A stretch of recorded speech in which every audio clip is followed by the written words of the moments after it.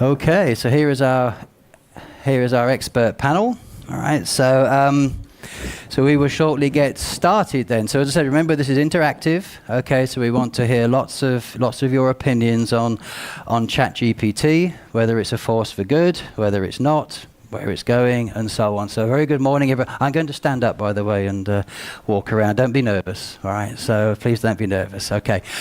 Okay, so let's start with some introductions. So Nikki, if you just kind of tell us who you are. The microphone is there. Just kind of tell us who you are, please. It's all good. It's all fine. Hi. So, good morning, everybody. My name is Nikoleta Kovac. I'm the process lead in Howden, SSC, Hungary. Okay, Anna? Hello, everyone. My name is Anna Hudy. I'm a credit manager in Schneider Electric, Poland, and also coordinate credit management in Czech Republic, Slovakia, and Ukraine. That's fine. Great, thank you. Good morning, everybody. My name is Steve Fox, and I work with Consider Solutions. I lead the process excellence practice. And I've done that for about the last 3 years, but I spent about the previous 30 years leading and setting up shared service and global business service orgs for 3 companies globally. Thank you. Okay, all right then, so let's get started. So our first question then. First of all, is anybody, let's have a show of hands, is anybody using ChatGPT? There's a few, yeah, okay, all right. I have to say, I kind of quite like it, right, because we do a lot of writing, obviously writing promos and stuff like that. I don't know what we'll talk about the opinions of the guys here. I mean, I remember somebody, a few weeks ago, somebody asked me, they wanted to write a job description for it's like a cash allocation clerk with German language or something like that. So they phoned me and said, I'm really struggling to put this job description together. Would you help me? I said, Give me a few. Let me think about it, and I'll get back to you. All right. So I thought, right, okay. So I sort of wrote out a very quick, basic job description, chucked it into my very good friend ChatGPT. 5 minutes later, it came back with this fantastic kind of job description. Right. So I thought, I won't be too keen. I'll give it a few hours. And then I sent it back, right? And I said, Daya, what do you reckon on that? Oh, that's fantastic. Thank you very much. And I said, it was nothing, really, you know. There you go. So yeah, love it. So most of the stuff we write now, right, I'll confess, I do run it through my good old friend ChatGPT. So, okay, let's start to ask you guys then. In your opinion, is this the silver bullet? Is this the biggie? Is this the answer to life, the universe, and everything, ChatGPT? Well, I'll start, and I'll share a little bit of some of my experiences with ChatGPT as well throughout this discussion. But it's not the silver bullet, in my opinion, right? I think it can be part of the silver bullet for tasks like Mark just described. It can give you a head start. It can make some of the things that an example I have. Some of the things that I was tasked with one of my clients was harmonizing a credit policy. Right, so this is an organization built up of many acquisitions, very disparate system, very disparate processes, no common policies across their business. And in the order to cash space, I was working with that director of shared services. She wanted to harmonize a very simple credit app, right? And so we took some of the components that were important to her. Ran it through ChatGPT, and we got a template, right? And then you have to take that, and that wasn't where we stopped. That was where kind of we started. But for an exercise like that, it was something that you could get a room of people together. You could talk about it. You could put something. You could start from scratch. You could leverage a legacy template. But the whole purpose of this was to kind of start new, start fresh. And it really did help with that exercise. But again, it was a start, and everything I've done through ChatGPT needs to be obviously validated and looked at. So it's a good start. I wouldn't say it's the end all, definitely. Okay, Nikki, I know you guys have been using it a fair bit, or your boss has been using it a fair bit in Howden. Yeah, what's your experience of that? Well, I also agree that it's not a silver bullet because this is just a tool to basically enhance and give quality to the job that we are actually doing. So this is something that helps you analyze what you are doing and if you are doing it effectively.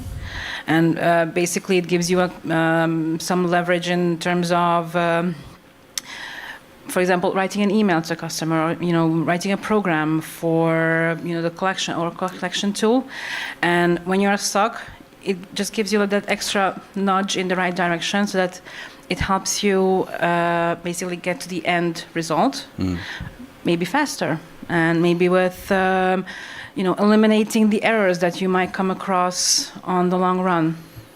So I do think that the human element is an important part because you are the one who will analyze the result, what ChatGPT provides you in the end. Definitely.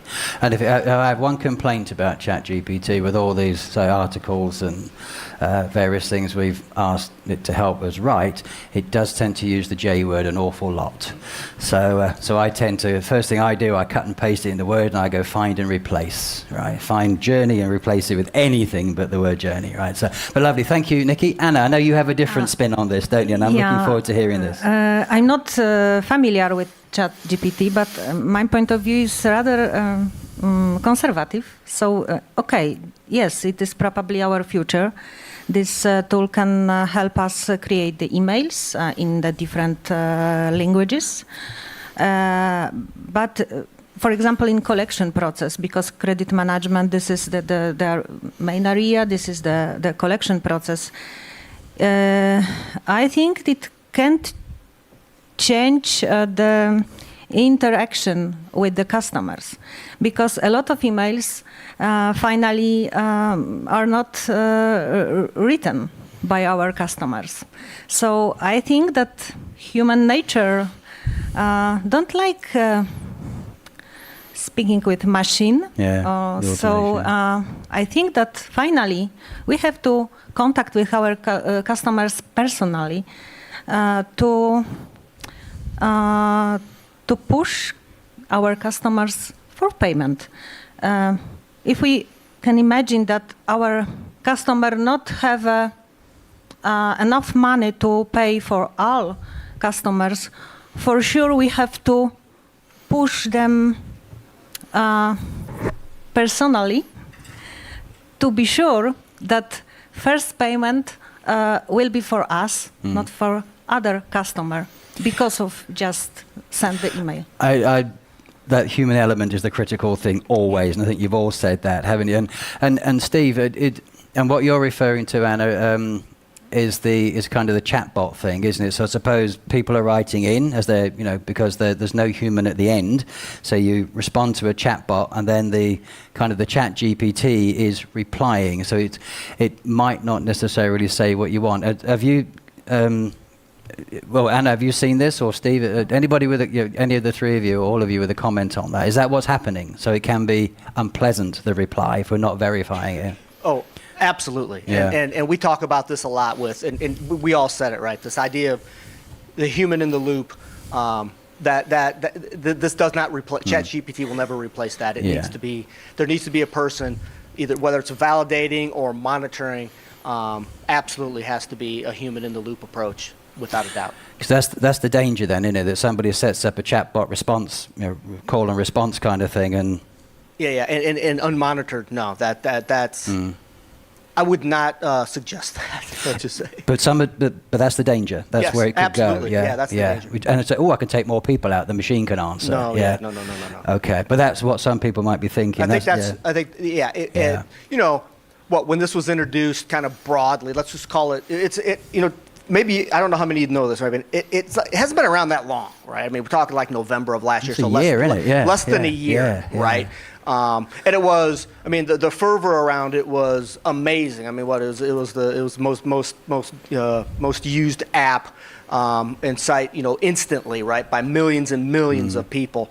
And then there was a lot of, this idea of silver bullet. That's where minds went, and thoughts and articles and discussions went instantly. And if you hear me chat a little bit yesterday about Dunning-Kruger, it's classic adoption cycle, classic thinking is people start rushing to what this can be right away without knowing the downfalls and the issues, which there are many, in my experience. Okay.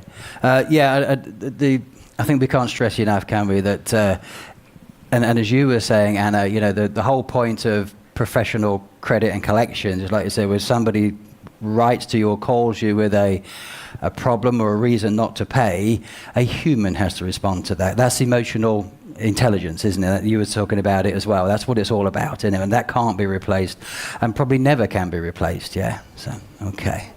Anybody on the floor want to jump in? Anybody got any opinions? Chucky is ready to go. Anybody? Not yet? Yes? Okay. Oh, good. Right, here we go.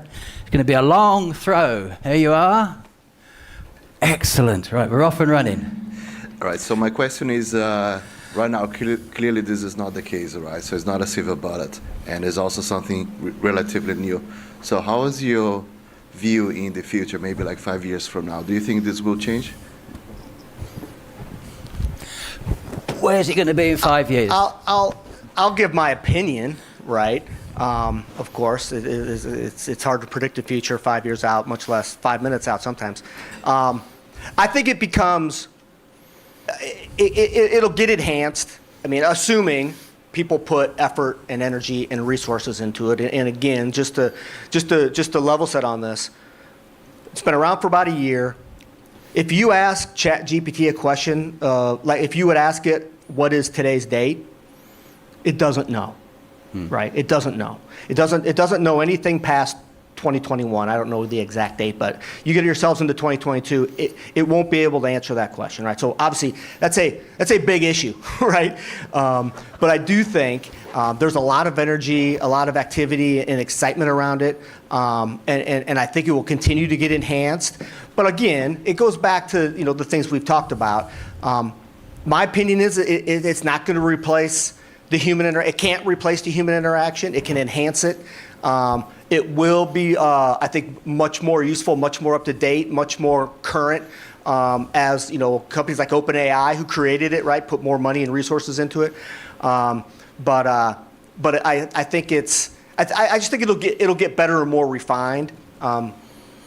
That's all I would say. I suppose if we just stay with you for a sec, Steve, because sure. you're based in California, aren't I am. you? And in the last most of this year, there's been the screenwriters' strike because of this. Yeah. Are you connected? Have you seen that in locally, sort of thing? I don't know about not so much locally, but it was a major issue, right, for the SAG, and it was a concern, and I don't know that it was necessarily the impetus. It definitely wasn't the impetus for the strike, but it was a concern around what this could look like going forward, because the threat was there, right? That hey, we don't need you to do this writing now. We have ChatGPT. Yeah. Go write me a next episode. Go write me the next blockbuster, right? Movie hit. So. Okay, Nikki, do you want to? Because, like I said before, your colleagues have used this a fair bit, and in quite a few different areas as well. What sort of? Can you select a few areas where you've been using it? Yeah. Well, first and foremost, our service delivery team uses it, on a daily basis. So they are the team who actually helped us create the collection tool and all the tools for the analysis of the data that we have. And so basically, what I want to come back to is what you said yesterday when you showed the clip of where we started from and where we are today in terms of, we had the paper ledger, and that probably people spent, weeks and weeks putting together and analyzing the results of it. Today we have a system, doing that. You didn't take out the human factor, you just, reorganize the resource. And I think that, the whole of AR and the ChatGPT will do probably the same. That it will just, help you make a faster decision, a more educated decision on what your next step should be, because you have a whole bunch of data, and we have more and more data on a daily basis, and that's where ChatGPT today helps. First and foremost, our the reporting team, just to help make sense of the whole bunch of data that they are given on a daily basis, on how to make an analysis of this, how to provide some kind of a a system that will help the collection team, that will help the invoicing team, that will help all the teams come to a decision on, okay, so where do we go next? What our next decision should be. But this is like in written form. No, it's Yes. not because I think I tried a few numbers and it just says we're what's the expression it uses? We're a word-based system or something. Yeah. Yeah. Okay. So what we see is important is that, what's the information that you feed into it. So it's obviously cannot be, sensitive information. It's just a general tool to get you to the next step. And that's a danger as well, sensitive information, because the more you put in, the more it keeps, doesn't it? And then uses it elsewhere. So that is a real warning, isn't it? I think you've got to be so aware of that, once it goes in there, confidentiality is out the window. Yeah, and then it uses the algorithms to build on it to, It's a human factor, Is it banned in your company, Anna, or do you actually? I don't use ChatGPT in my work, so I think that it is our future, that we can use artificial intelligence generally and also ChatGPT to create some letters, some documents. Yes, it's for sure can be helpful.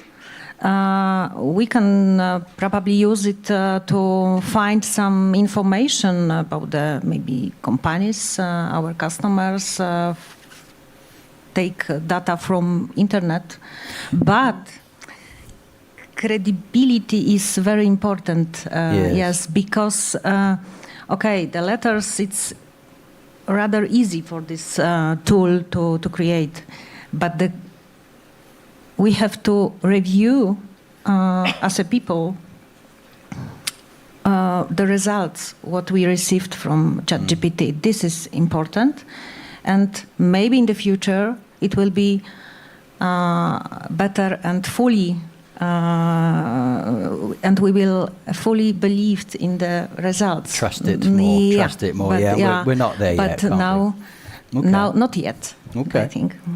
Let's show of hands with the audience then. Has any company banned it outright? I know there are some. Anybody know that this is not allowed to be used? Has anybody got that? Samsung in China. I think it's Samsung. Yeah, there's quite a few. I think there's quite a few. Yeah. So nobody here. I know there are some that it's just absolutely not allowed to be used at all. Yeah. So. Right. Especially, okay. I have a question because Sure. you raised this topic of sensitive information and also inside information from the company, because to solve your problem, because there is a hypothesis that it is the future. But in fact, to solve your problem, you need to reveal a lot of your data.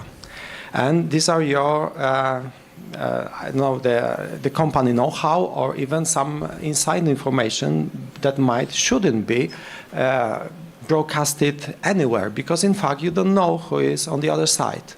And for sure, for some easy activities, it can be used.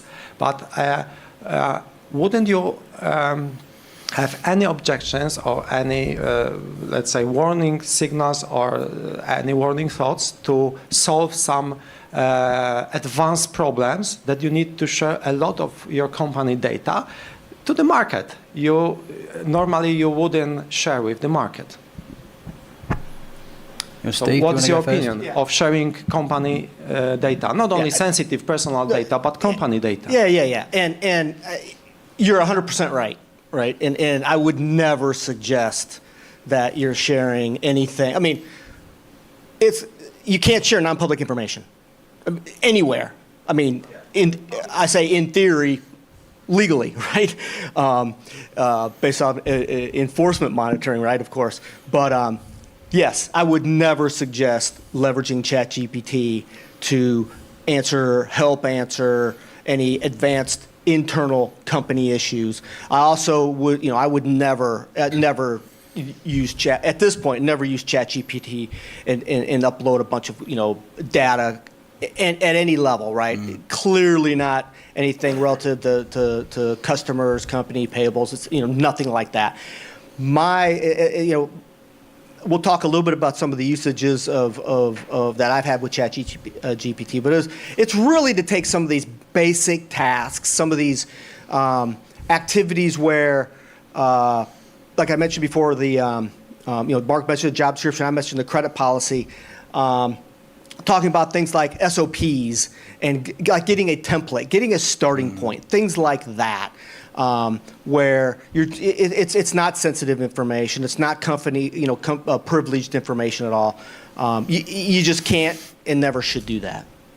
And I think that's, if there's one recurring message that comes out of this, is be careful, isn't it? And I was just thinking, as you were, thank you for the question, it was a great question. I was just thinking, I know the guy who wrote Game of Thrones, George R. Martin, is that right? Him and some other authors are suing ChatGPT because they've identified that their books are like the core data for the machine learning, right? So I think that's a very real warning for all of us, that anything you put in there, it's in there, right? And it's, so anything that has your name on it, your company name on it, and that's why I can understand your reservation, because that's real, isn't it? Yeah. So, and that's why I was saying a lot of companies are not allowing this in any shape or form. They have firewalls around it and all that kind of stuff, and quite rightly. Okay, any other questions? Anybody else want to add anything? Oh, good. We have a question. If we let ChatGPT handle our work emails, is there a danger of leaking sensitive data? Why or why not? Yeah, there absolutely is, because you don't know what's coming your way, and if you're trying to, I don't know how or why you'd want to leverage ChatGPT to answer your specific emails, right? I think it's more, to me, I've used it or helped clients use it more just in the outbound requests and inquiries as you think about order to cash, think about dunning notices, so help with the outbound communication. But definitely keep, as I mentioned before, kind of that HITL, the human in the loop, on any inbound, and that stays internally. I don't know if you guys have thoughts. Well, yeah, I completely agree with Steve. Is that, think about it this way: is when you try to translate something, and we've seen many times, when you have Google Translate, and instead of just word by word or just translating a few words, you copy paste the whole email. And it's kind of the same thing. So you take only the elements of your work and really just the repetitive ones that, you can, as you said, there's no real sensitivity in there, but a whole emailing, the whole portfolio analysis is something that you have to be careful about. So. And I think perhaps coming back to what you were saying, Anna, earlier, I think there's also, as we kind of touched on yesterday, and I was talking about it at the beginning as well, it's another dumbing down, from the people, right? I don't have to think, I'll just whack it in the machine and it will tell me what to do, and we're getting further and further away from the emotional intelligence, So, do you want to carry on with that, or did you agree, Yeah. I think that we can use it only to standard things. Just we need, but we have to be much more interpersonal in our work, and we have to be careful about our data. So we have to be sure that we use only safety data from the other part, and not share with other people sensitive information. So this is. There was something else I was thinking about this. Since last week, I went to a presentation last week, and there was a guy who was the global head of learning and development for a huge pharma company, and he was showing how they were using AI to identify the training requirements for every single person in their company. They were talking tens of thousands of employees, and it was very cool. So everybody's experience. They were building a machine learning thing, their competencies, and so on, and then they were creating the learning allegedly for everybody's skill gaps, if you like, right? But then I couldn't help. I thought, I like that idea. It's obviously it's not going to go away. But I was also thinking that can also really create a bias, and it could also then start to drive people's thinking. Right?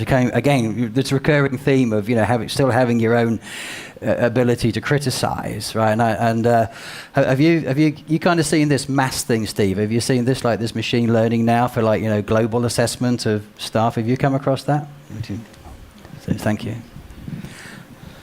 In limited use. Yeah. I've seen it used for employee onboarding. Mm-hmm. Kind of think about things that are very standard or should be very standard or should be done for every employee. Things like employee onboarding. Now, I've seen it used there kind of very consistently across the board. But again, that doesn't take like an HR manager or an HR lead out of that process. But what it does is it makes sure it guides an employee through things like signing up for benefits, right? As an example, where ChatGPT and generative AI can really assist with that, and that needs to be done for everybody. So it's those, I'll say, kind of non-subjective, non-judgmental tasks that need to be done and need to be done broadly. It's great, and I would highly recommend it for that. But once there's subjectivity or any thought that needs to go into it, any gray area, then no. I mean, then you need the person either in the room or available, right? Okay, Nikki, you had there was quite a lot of different outputs from Howden, yes. Beyond kind of policies and SOPs, there was what else was there? Can you just touch on a couple of other initiatives where you are using it? Well, as I said, we are trying to get a wider audience even in the company, because I agree with you that many people are still a bit afraid of it, and it's a valid probably a valid fear from some that, oh my God, it's going to replace me. So we are trying to push people to make a more critical kind of communication towards the customer. Because if a customer receives 15, 20, 30 emails, same exact texting, same exact wording, they will just brush it off. And it will help you communicate in a way that will stand out, that will get to the point faster, that will get you the result faster. So, as I said, it's more on the shift of the quality in the work that the people are doing, where this can help. So, first and foremost, it's now helping the technical team, basically, in our company. Mm-hmm. But we are trying to expand it into a more wider audience that, will make our collection efforts, for example, faster, and to get to the point and the results faster. Okay. Yeah, it's certainly not going to go away. That's a fact, isn't it? It's not going to go away. Have you, apart from your own companies using it or not, or in your experience, Steve, all of you, are there any particular industry verticals that are really big on this, that have gone for it? If you see that outside of the workplace, maybe, do you think there's anybody that's really latching onto this primarily? I can imagine like IT for IT companies, I imagine, and marketing and media companies, I imagine, are very much into this. Yeah. So, okay. Any other thoughts on that? So, I think so. We've kind of gone through our questions. We've seen the opportunities, which is very much in the sort of the written form, right? And it can help us to create things, and as you also said, in different languages as well, right? Which I think is kind of my second best friend apart from ChatGPT is Google Translate, right? So we get on fine. All right, so what else have we said? So we described where we're using it, we're seeing it generally and so on, and we've also kind of identified industry types. So as we're getting sort of towards the end, good. Yeah, thank you. So first question, how do you think ChatGPT will handle one of the scenarios from Laszlo's situation room? Wow, okay. Maybe this is a question for Laszlo, actually. Yeah, and he's over here. Good question. To be honest, I have no idea. I think because ChatGPT is working on public databases, I'm not actually sure that it would find the right solutions, because what we are discussing is within our industries, within our companies. So I'm actually not sure how he or she, what's his gender. So how ChatGPT would reply, I have no idea. What do you think? Well, the Situation Room that's being referred to, for those who weren't there yesterday, is a workshop where we create a series of scenarios, and then we task the audience with solving them. They're work-based scenarios, right? And one of them actually was, like you said, Nikki, it can be that with the advent of IT in any shape or form, implementing a software system, whatever, how do you deal with people that are anxious that they might lose their jobs, right? So I guess that's, thinking off the top of my head, that would be one of the scenarios. So I suppose ChatGPT, you could ask that question, how do I, give me a bunch of different ideas I can answer my staff when they're anxious about losing their jobs through IT. And ChatGPT would give you a whole bunch of phrases and paragraphs you could use, right? So I guess, which might actually be quite useful, right? So, I mean, stressing the thing again, there's a few good ideas. I will now interpret them for the individual situation. But I think I think that's its benefit, is it prompts ideas, right? So, but don't take it literally and cut and paste and say those words, because you have to, as you stressed all the way along, all three of you, we still have to think about who it is we're addressing. Dan. Is this on? Yeah. I think so. We all know that ChatGPT gives a lot of erroneous answers because it's scraped the web and there's a lot of crap on the web. Does the panel think the future of this is small language models specific to business processes based on curated data by a company? Because then you avoid all this hallucinations, they call it. And I think maybe that could help both in collections, in all processes. Want to answer that from your colleague, Steve? Yeah, Dan. So I absolutely think to me, that's kind of best case scenario usage as we move forward, right? Is that that it's small, it's captive, right? If you think about it, that's the kind of way I think about it. Is it's a captive instance, right? I mean, if to the 5-year kind of question. I could see this gets exploded out a little bit and gets becomes a licensed model usage where it is your company's instance and even maybe your function's instance of ChatGPT, where you then can leverage that utilization and the capability of ChatGPT to answer some very specific, help you answer some very specific internal process business analytics questions. So are you saying there you're actually building the boundaries of what it can do? You're limiting its range of activity. Is that? That's how that's the way. That's kind of really the only way I can see the usage of this being more than just very general assistance, right, on what I would call fairly remedial tasks, like everything we've described, right? A dunning notice, right? I mean, come on, if you've got an O2C platform you're leveraging, I mean, I can't imagine anybody in this room doesn't have some automated dunning functionality, right? I mean, that's what we're kind of talking about here. If we kind of really dummy it down, but I think the only way this gets exploded out. And usage really becomes more specific is it becomes a licensed model where then your information is your information, like it should be, right? Which takes away or limits the danger, like we were saying, of it being spread everywhere. Yeah. Okay. All right. Do you want to add to that? It's okay if you don't. It's fine. Mark, good question. Thanks. Yes. Can I also join? Sorry, over here, Mark. Hello. Sorry. Good morning. Hello. Hi. I hear voices. As long as it's just me, it's fine. If it's other voices, maybe you should. No, it's a joke. And I was just going to come back on the piece about hallucinations because it's an issue that we see with those, let's say, machine learning, artificial intelligence. They want to give you an answer, right? And then indeed, in a number of cases, we see those hallucinations. So they don't really know, but they're just going to spit out an answer regardless of the quality. What we are indeed doing, up to your point, where you are going to, let's say, limit the information that the AI tool can take into account. So we have a partnership now with Microsoft where we use Copilot. And indeed, we limit the information that they can use to the information that we have within our company. There it becomes extremely useful. But again, up to the point that it still requires human, let's say, intelligence, human interaction in order to decide, is this, let's say, the way to go or not?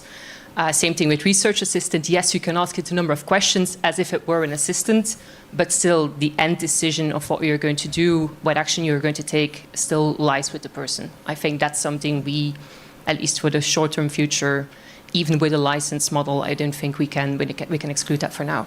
And so our jobs are safe. Are you using it in Moody's? Yes, heavily. And I think that really follows on from Dan's point and what you were saying. So you're dealing with millions and millions of items of very sensitive data. So how do you put the two things together then? Very important point. We use it in Moody's Analytics. Moody's rating service is not using that. That would be a huge issue. Okay. But yes, within Analytics, we are using that. Again, let's say the repetitive task where you would basically the same thing as if you were to scrap the web. This is what we're doing, but then in-house. So again, we're reducing repetitive tasks, very manual, time-consuming tasks. But in the end, when it's up to taking a decision whether to take an action or not, that still lies, let's say, responsibility still lies with the employee. And you are kind of ring-fencing what information you're putting in and responsibility, which is the critical thing. Okay, thank you. That was a great point. Thank you very much. Does anybody else have anything you'd like to add before we... Yes. So there's a question following on to kind of what Effia was saying, so maybe I need to bounce it back to her. Any ideas how to use ChatGPT in customer risk assessment, taking into consideration the just discussed warnings with data safety? Putting me on the spot. Yes. I think we need to treat, especially with ChatGPT, given its OpenAI, I think what you would not say to a friend at a bar in terms of confidential information, you're not sharing with ChatGPT. I think that's the entire point what we said, that what you are feeding into ChatGPT, they're also going to use. So if you're feeding it confidential information, well, first of all, is that information correct? We don't know. Secondly, if it's confidential information, it should not be shared. Basically, if you wouldn't put it on your public LinkedIn, you shouldn't be sharing it with ChatGPT. I think that's the whole point. To use it into a risk assessment, there again, I think, not want to make too much promotion about it, we have indeed launched something which is called Research Assistant, but it's again saying that, okay, these are all the articles that we have published. Instead of reading them all one by one, you simply ask it a question as if you were to have an assistant that has read everything. It can give you an opinion based on actual facts. But again, you still have information on your customers, internal information, obviously, that is not available in those tools. So it's still connecting the dots. Yes, you can use that as external information, but it still requires your own interference, especially when taking crucial decisions. Right, okay, thank you. We're done time. We have to move on to the next session now. But so those of you who have not been to the coffee club before, now you've seen it a little bit in action. Thank you very much to our esteemed panel this morning, to Anna, to Nikki, and to Steve. Thanks very much for sharing your experiences. It's greatly appreciated. Thank you for the great questions. Thank you. Okay.